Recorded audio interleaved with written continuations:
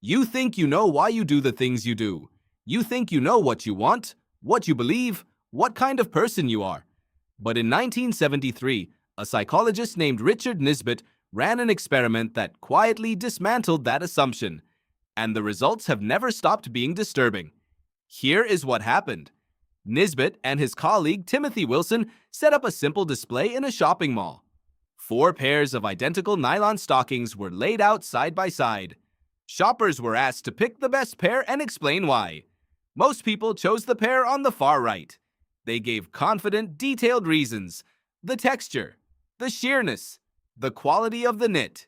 Here is the thing. All 4 pairs were completely identical. The position was the only difference, and not a single person mentioned position as a factor. Not one. When researchers told them this, most shoppers refused to believe it. They insisted their reasoning had been real. They had felt it. They had experienced the logic forming inside their own mind, except they hadn't. They had experienced something that felt like logic. That is not the same thing. Your brain does not give you access to its own machinery. What it gives you is a story. A plausible, confident first-person narrative that arrives after the decision has already been made. Psychologist Jonathan Haidt called this the rider and the elephant. The elephant is your unconscious, massive, ancient, already moving. The rider is your conscious mind, sitting on top, telling everyone it's in charge, writing the route after the journey has begun. This is not a flaw. It is a feature.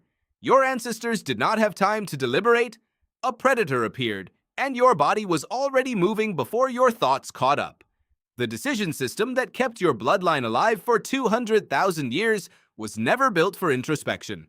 It was built for speed.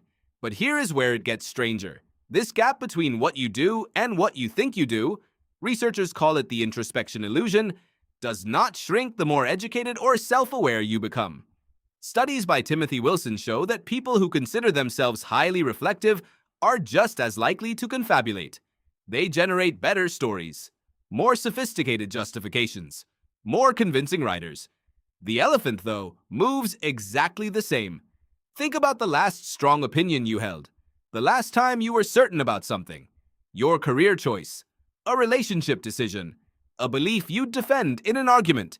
You felt the reasoning from the inside. It felt like yours. It felt chosen.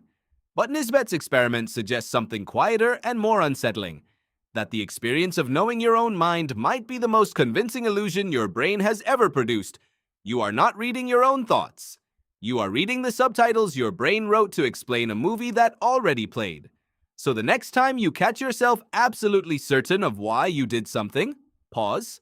Not because you're wrong, but because the most honest thing your mind can do is hold that certainty a little more loosely.